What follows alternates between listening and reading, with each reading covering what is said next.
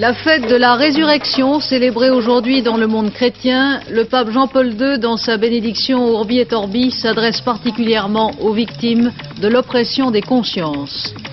Destination France, les projets du secrétaire d'État au tourisme pour développer les vacances au pays. Tensions, psychose et couvre-feu en Cisjordanie, des centaines de jeunes palestiniennes hospitalisées pour empoisonnement. Pâques au tison, le mauvais temps sévit partout en France.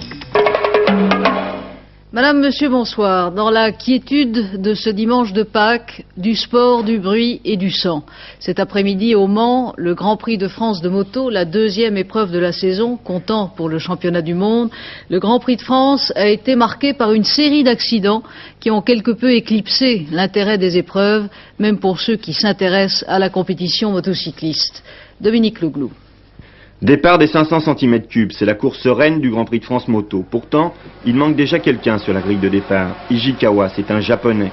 Venu pour la première fois sur le circuit français, il y a trouvé la mort au cours des essais en accrochant la moto de l'Italien Reggiani qui s'en est lui tiré avec de multiples fractures aux jambes et aux poignets. Les pilotes savent qu'ils jouent avec la mort et l'un de ceux qui tourne ici ne passera jamais plus une autre ligne d'arrivée. Pendant que l'Américain Freddie Spencer, le numéro 3, domine la course de son talent, le pilote suisse Michel Frucci sera victime d'un accident mortel, le deuxième pour ce Grand Prix maudit. Les autres pilotes n'en sauront rien et Spencer remportera sa deuxième victoire de suite en saluant à sa façon le public du Mans. En 250 cm3, les Français n'ont pas renouvelé la performance de Baldea Chialami. Et Jean-Luc Tournadre a été victime d'une glissade, heureusement cette fois sans gravité. Le pilote français, champion du monde en titre, se relèvera, plus de peur que de mal. Mais il était dit que ce Grand Prix jusqu'au bout jouerait avec les hommes et les machines. En sidecar, les Britanniques Abbott et Smith ont touché le side de leurs voisins avant de se coucher sur le côté. Là encore, on a eu très peur, mais les jours des Britanniques ne sont pas, semble-t-il, en danger, c'est tout du moins l'avis du médecin du circuit. Là encore, la course a continué et les Suisses Biland et Waltisberg l'ont emporté, mais combien illusoire est la victoire face à de tels drames. Le Christ ressuscité accueille toutes les plaies douloureuses de l'homme contemporain. C'est sur ce thème où se rejoignent aussi bien les victimes de l'oppression des consciences que les victimes de la guerre et de la faim que le pape Jean-Paul II a adressé aujourd'hui son message à Rome et au monde à l'occasion de la fête de Pâques. La fête de la résurrection a été célébrée aujourd'hui dans tout le monde chrétien. Philippe Arroir. Ce matin, place Saint-Pierre, au cours de la messe célébrée par le pape, cette image d'une petite fille chargée de fleurs qui vient les offrir à Jean-Paul II. Image qui symbolise autant qu'une autre ce printemps de l'espérance que représente pour les chrétiens la résurrection. Dans son message pascal, Jean-Paul II s'est adressé au Christ ressuscité qui accueille, a-t-il dit, toutes les plaies douloureuses de l'homme d'aujourd'hui, victime de la faim, de la guerre, de la torture, réfugiés, prisonniers, chômeurs, et les victimes de l'oppression des consciences. Nous sommes avec vous, leur a dit le Saint-Père, dans le mystère pascal, Dieu est vainqueur du péché, du mal, de la mort, de la haine. Puis, le pape va adresser au monde sa bénédiction. Et benedictio Dei omnipotentis, Patris, et Filii, et Spiritus Sancti. Jean-Paul II a évoqué aussi le séisme qui a ravagé la cité de Popoyan en Colombie. Là, les cloches de Pâques n'ont pas sonné, elles sont brisées. Tout comme 60% des constructions de la ville. Les 200 000 habitants sont encore sous le choc, 200 morts, 1500 blessés, 50 000 sans-abri. À côté, la ville de Caribio, 30 000 habitants, a été, elle, rayée de la carte. Triste fête de Pâques. Sur la colline de Jérusalem, où s'élève la basilique du Saint-Sépulcre, là où le Christ est ressuscité il y a 1950 ans, plusieurs centaines de pèlerins ont suivi les cérémonies de Pâques. Des pèlerins plus nombreux que l'an dernier où la tension en Cisjordanie avait découragé beaucoup de gens. À Jérusalem, Pâques a été surtout catholique cette année, car les autres rites orthodoxes et orientaux ne fêteront la résurrection que dans un mois. Épidémie psychosomatique relevant d'une forme de panique collective, empoisonnement criminel destiné à stériliser les jeunes palestiniennes, que l'on s'en tienne à l'explication des experts médicaux israéliens ou que l'on opte au contraire pour la thèse de beaucoup de Palestiniens et en tout cas des dirigeants de l'OLP, le fait est là. 2 semaines après les cas d'empoisonnement signalés chez de jeunes Palestiniennes dans la région de Jenin, plusieurs centaines de jeunes filles ont été hospitalisées aujourd'hui pour des symptômes similaires dans 2 autres régions de Cisjordanie. L'armée israélienne a aussitôt imposé un couvre-feu dans la plus grande partie des territoires occupés où la tension a brusquement monté aujourd'hui. De Jérusalem, Charles Anderlin. Ces jeunes filles qui présentent toutes les mêmes symptômes, vertiges, nausées, migraines, souffrent-elles d'un empoisonnement comme l'affirme l'OLP? Sont-elles victimes d'un cas d'hystérie collective, comme l'ont déterminé les responsables de la santé à Jérusalem? Sont-elles en train de simuler certains signes cliniques, obéissant ainsi aux ordres d'agitateurs de l'OLP, comme l'affirment les autorités militaires israéliennes, pour qui cette affaire est un coup monté? Jusqu'à présent, en tout cas, toutes les analyses de laboratoire n'ont rien donné, et en attendant les résultats de l'enquête entamée par la Croix-Rouge internationale, les manifestations font tache d'huile en Cisjordanie. À Naplouse, une grenade a été lancée sur un groupe de soldats, il n'y a pas de victimes. Un peu partout, on signale des jets de pierre sur des véhicules israéliens, et le couvre-feu a été imposé par l'armée sur plusieurs localités cisjordaniennes. De l'autre côté du Jourdain, à Amman, capitale de la Jordanie, le roi Hussein et Yasser Arafat ont poursuivi aujourd'hui leur discussion pour mettre au point une éventuelle position commune de la Jordanie et de l'OLP dans la perspective des négociations sur le Proche-Orient prônées par le président Reagan. Ces entretiens, qui ont donc duré 3 jours, auraient dégagé quelques points positifs. Yasser Arafat doit réunir demain, dans la capitale jordanienne, le comité exécutif de l'OLP et les résultats de ces discussions avec le roi Hussein seront soumis au prochain sommet arabe extraordinaire. Le président égyptien Moubarak, qui lui est en visite officielle en Chine, a insisté aujourd'hui sur la nécessité pour les Palestiniens d'affirmer leur lien avec la Jordanie, faute de quoi, a-t-il dit, le monde arabe sera rendu responsable de la poursuite du conflit au Proche-Orient. Mettant à profit la trêve pascale, les mouvements antinucléaires ont poursuivi aujourd'hui leurs manifestations en Europe, en Grande-Bretagne, en Hollande et surtout en Allemagne fédérale, manifestations contre l'installation prochaine des euromissiles. Destination France, telle est l'appellation de la campagne d'information que s'apprête à lancer le secrétariat d'État au tourisme pour encourager les Français à passer leurs vacances là où elles se comptent en francs. Le secrétaire d'État chargé du tourisme, Roland Caraz, a expliqué à Martine Gilson la nature de ces projets. D'après le secrétaire d'État au tourisme, vous êtes 1 300 000 qui cet été, faute de plages exotiques, allaient bronzer français. L'objectif de Roland Caraz, faire en sorte que vous ne bronziez pas tous en même temps et au même endroit. Les moyens, informer d'abord, grâce, entre autres, à une opération Bison futé campeur qui permettra à tout instant de faire le point sur le taux d'occupation des campings. Informer donc, et puis surtout développer les possibilités d'accueil. La principale préoccupation, c'est de faire face à la haute saison, c'est-à-dire fin juillet, début août, là où les problèmes se posent habituellement et on constate des phénomènes de saturation. Je souhaiterais, par exemple, que les meublés, que les appartements disponibles puissent être mobilisés dans les régions touristiques. Vous allez donner des primes aussi Oui, je vais accélérer les dossiers. Ça s'appelle prime spéciale d'équipement hôtelier, c'est un peu compliqué. Mais enfin, ça se traduira, si tout se met en place correctement et suffisamment rapidement, sans doute par plusieurs milliers de places de camping supplémentaires. Et vous pensez que les gens qui comptaient s'offrir un mois aux Seychelles vont s'offrir un mois sous une tente? Pourquoi pas? Pourquoi pas? Il y a peut-être le retour, si vous voulez, à certaines impressions, certaines expériences vécues antérieurement. Est-ce que vous pensez qu'avec ces mesures, vous allez consoler tous ceux qui étaient un peu irrités? Je crois que nous pourrons bien accueillir dans de bonnes conditions tous ceux qui voudront passer leurs vacances en France. Ce que nous demandons en français, à travers ces mesures de limitation de capitaux à l'étranger, c'est de faire un effort civique.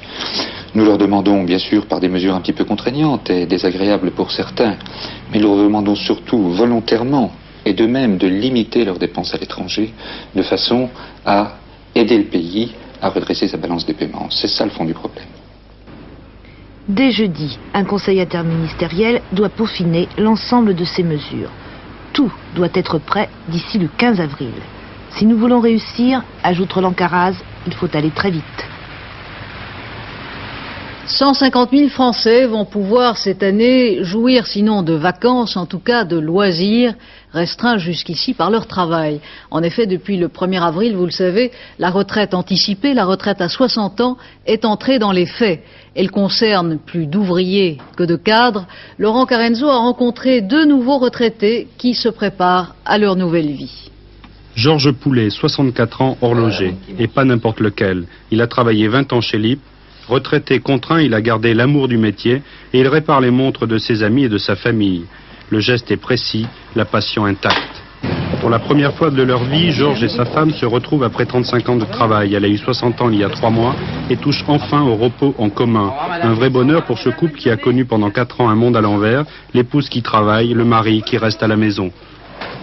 C'est pas drôle, surtout quand on a une femme qui travaille, on devient la femme au foyer, ça se résume le matin à faire le ménage, à faire les courses, puis à essayer d'employer son temps, surtout qu'on s'est pas prévu.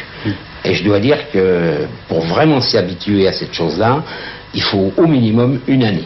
Pour dire qu'on a accepté vraiment sa condition de pré-retraité et que la question travail est absolument terminée. Alors depuis que vous êtes retrouvés, depuis que vous avez cessé de travailler...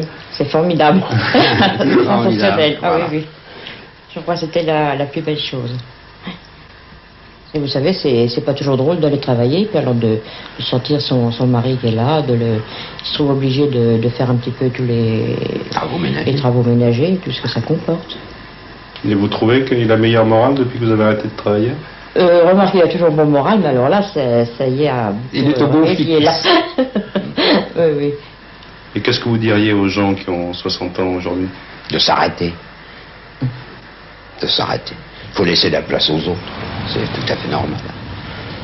Les mauvais souvenirs sont derrière. En attendant de rejoindre dans quelques mois leur petite maison de campagne, Georges et sa femme font partie d'une association des 3 fois 20 ans, comme on dit, le CEAL. Rien à voir ici avec le 3e âge. Les gens sont actifs, les projets fourmillent, les voyages se succèdent et nos jeunes retraités qui n'ont pas de problème financier sont allés au Cap Nord et partent bientôt aux Antilles. Bon pied, bon oeil, on refuse le ghetto. Ici, c'est le brassage social de l'ouvrier au cadre, sans distinction. Dans cette ambiance chaleureuse, Georges et sa femme côtoient Madeleine Troupeau. Cette ancienne pédicure ne danse pas, elle lutte contre la déprime.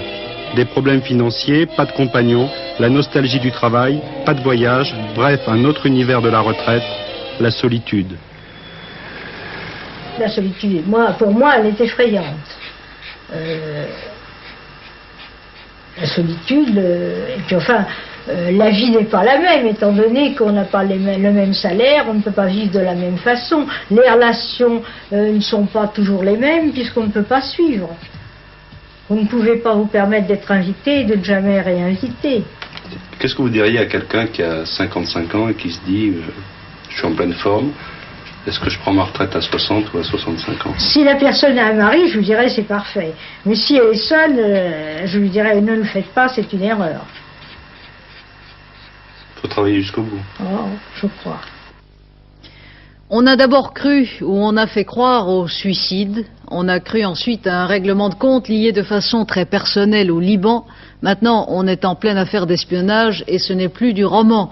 Le lieutenant-colonel Nutt, cet agent des services secrets français découvert mort il y a 1 mois et demi près de Nice, a bien été assassiné, probablement pour le compte des services secrets de l'Est. Daniel Catelin, qui avait mené l'enquête pour Dimanche Magazine, revient sur l'affaire. Le bureau de celui qu'on prenait pour un petit prof se trouvait ici, 1 bis rue Ségurane à Nice. Il y a là le bureau d'information de l'armée de l'air. L'assistante sociale y tient aussi une permanence. Et, détail intéressant, c'est là que se trouve l'amicale des membres de la Légion étrangère, la Légion où le service action recrute des agents. C'est un immeuble comme un autre. Mais le dernier étage que nous avons pu filmer est désaffecté. Les bureaux sont vides et poussiéreux. Personne ne vient jamais ici.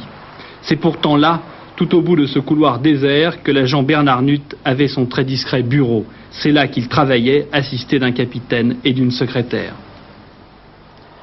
Bien que militaire, Bernard Nutt, qui avait été élevé au grade de colonel en novembre dernier, avait peu de contact avec ses collègues de Nice. Certains le connaissaient, très peu étaient au courant de ses activités réelles. C'est un officier très sympathique, de contact très agréable, très vivant, très dynamique, très actif, aimant son métier, aimant un officier. Non, je savais à quel service il appartenait. C'est bien normal qu'il fallait que j'ai quand même des indications sur les officiers qui sont dans la garnison. Mais c'est tout ce que je savais de lui.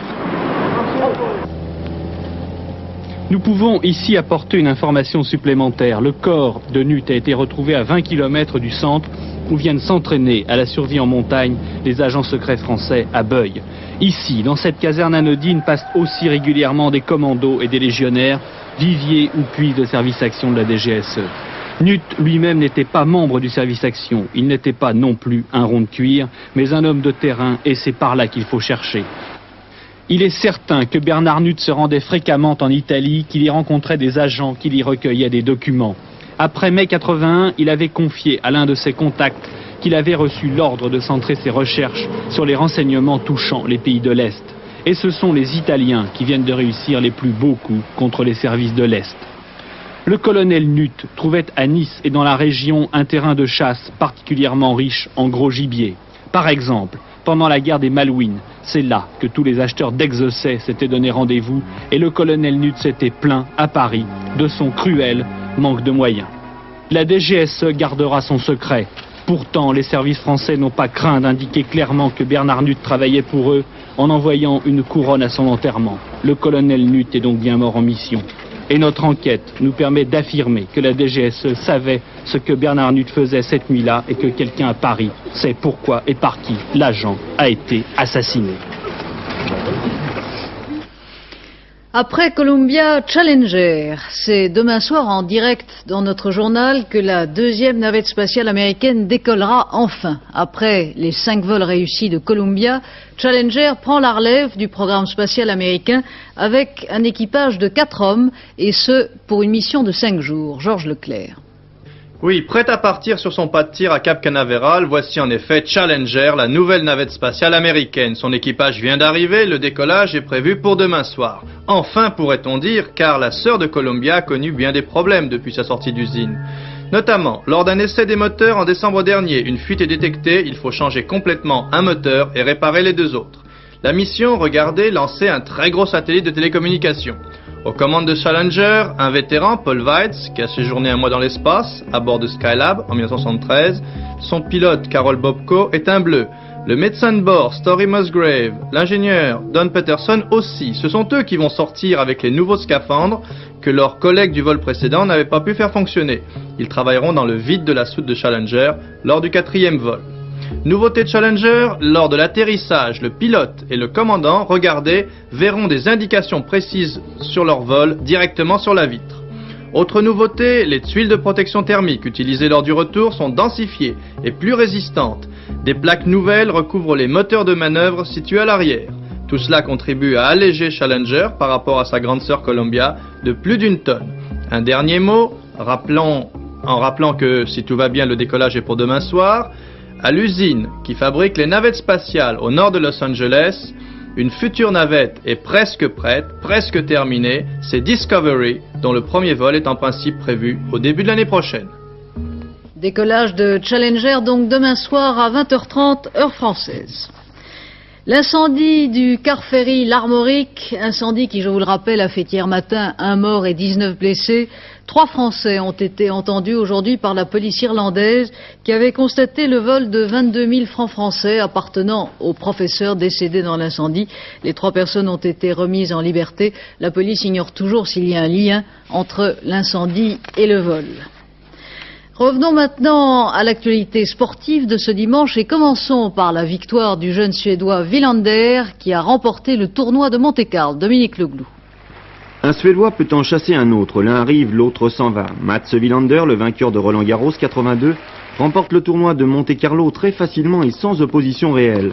L'Américain Mel Purcell au fond ne prenant que 6 jeux en 3-7, 6-1, 6-2, 6-3. John Borg, lui, a quitté la scène internationale. Son départ restera l'événement d'un tournoi gâché par la pluie et par certaines décisions d'organisation. La carrière du roi Borg aurait mérité une autre conclusion. Et bravo à Mats Wilander pour son tournoi. Monte Carlo 83 restera comme une promenade de santé pour le Suédois. Autre balade, celle du Hollandais à lunettes Jan Raas, une balade à travers les monts flandriens, les pavés, le vent, les chemins de terre, les bosses, Amberg. Il faut être quelqu'un pour gagner cette épreuve d'un autre âge. Aimer souffrir, c'est sans doute pourquoi Saroni et Hinault n'étaient pas au départ. Dommage, car malgré son mauvais caractère, ses tactiques de course un peu rudes, on se souviendra du palmarès de Jan Raas dans les classiques, à l'exception de Liège, Bastogne-Liège, et il les a toutes gagnées. Enfin, pour la grande course de haies du printemps Auteuil, Mélinoir, le numéro 4, l'emporte devant Sporeto, le numéro 15, et El Rancho, le numéro 12. Le rapport dans l'ordre pour 5 francs est de 3075 francs. Dans un autre ordre, il est de 526 francs 50 centimes.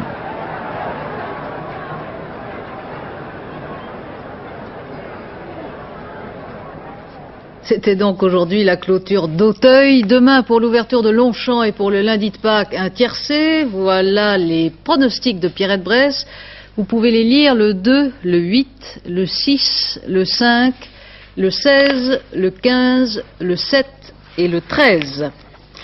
Dans la course aux Oscars, elle est donnée grande favorite et elle fait partie de ces stars dont on néglige le prénom. On dit maintenant la Streep, Meryl Streep, que vous allez découvrir bientôt dans le nouveau film du cinéaste américain Alan Pakula, Le choix de Sophie. Meryl Streep incarne à merveille l'héroïne du roman de William Styron. Vous l'aviez sans doute déjà vue, remarquable dans Kramer contre Kramer et la maîtresse du lieutenant français, son portrait par France Roche. Pour la 4e fois, Meryl Streep va assister à la cérémonie des Oscars à Hollywood.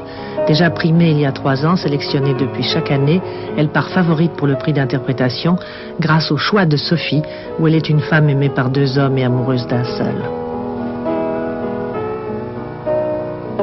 What's terrible is having to find a different dress each time to wear. Especially in this size now. No, I mean, it's very expensive too, you know, these dresses, I mean, it's incredible what people spend. If I were a man, I'd wear a tuxedo every time, no problem, buy a tuxedo. 1971, I wear the same one every time. But you are obliged each time to have a new dress, waiting for the price to come off. I know, myself. That's what I look at when I watch it on the TV. I watch who's wearing what, you know. Sophie, femme secrète dont le passé se révèle peu à peu à travers le film, est une Polonaise rescapée des camps nazis et immigrée dans l'Amérique des années 50. Elle a dû prendre l'accent slave, comme elle avait dû déjà travailler les intonations britanniques pour la femme du lieutenant français. For 2 months I took a very fast businessman's course, Berlitz French.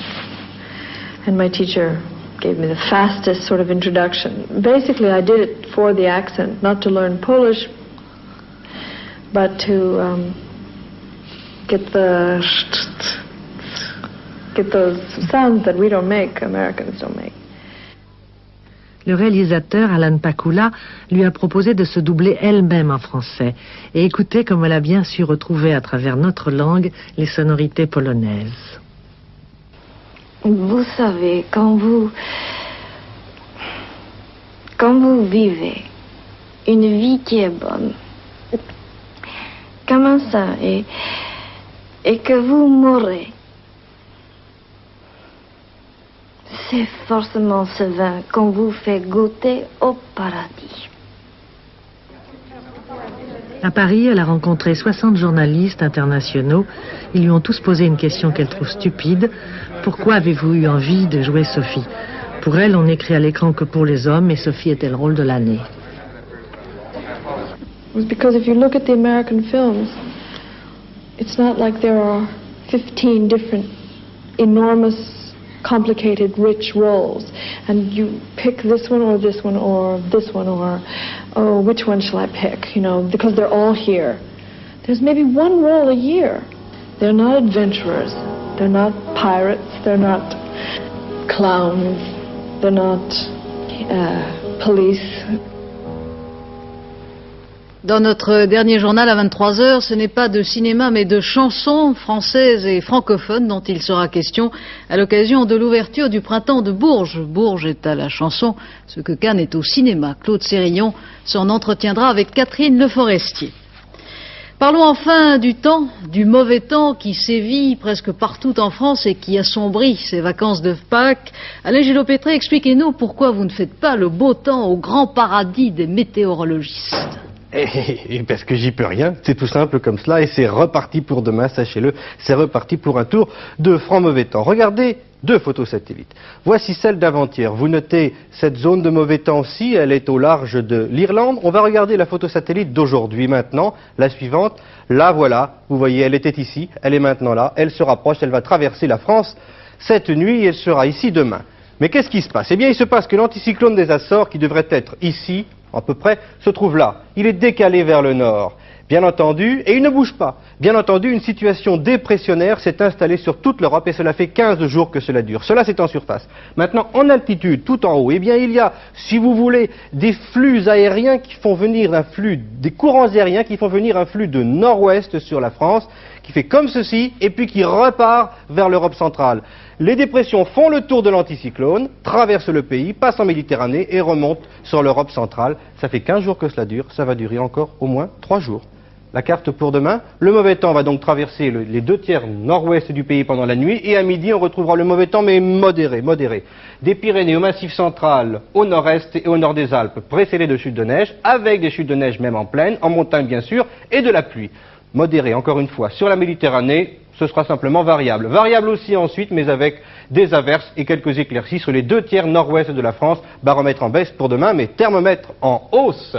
10 à 11 degrés sur la moitié nord, 10 à 11 au centre aussi, et 12 à 16 degrés sur la moitié sud, ce qui ne veut pas dire qu'il fera toutes ces températures toute la journée, mais enfin ce seront les maxima. Demain, lundi 4 avril, 4 minutes de soleil en plus, levé 7h25, couché 20h24, et nous fêterons pour ce lundi de Pâques la fête de tous les Isidores. Isidore.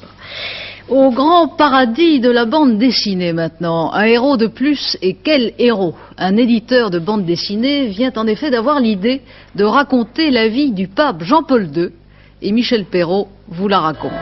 La vie de Jean-Paul II en bande dessinée, seul un éditeur américain pouvait oser y penser.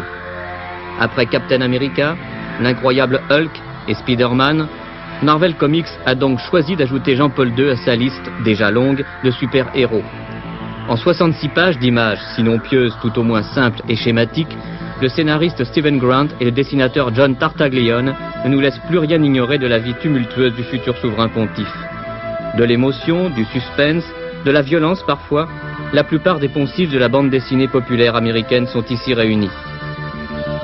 Ainsi, on admire tour à tour son enfance paisible et dorlotée, son adolescence espiègle et sa bonne camaraderie. On partage aussi son émotion à la mort de sa mère.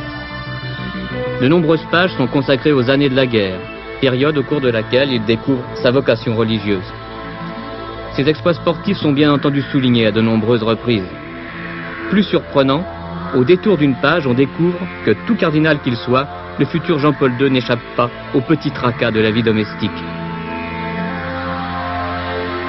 Enfin, après son élection à la tête de l'Église, on assiste à l'irrésistible ascension de sa popularité, jusqu'au drame du 13 mai 1981, que les auteurs ont su traiter, il faut le souligner, avec une émotion et un tact que l'ensemble de l'album ne laissait guère prévoir. À mi-chemin du catéchisme illustré et du comics pour GI, cette biographie qui prétend avoir reçu l'imprimature du Vatican se veut essentiellement destinée aux enfants. Alors, en refermant ce volume, une question nous brûle les lèvres. Super Pape détrônera-t-il Superman ? Une lecture de choix en tout cas en ces soirées pascales. À 23h, Claude Sérillon vous présentera notre édition de la nuit. Demain, 12h45, notre édition de la mi-journée avec Noël Mamère. J'aurai le plaisir pour ma part de vous retrouver demain soir. Joyeuse Pâques et bonne soirée.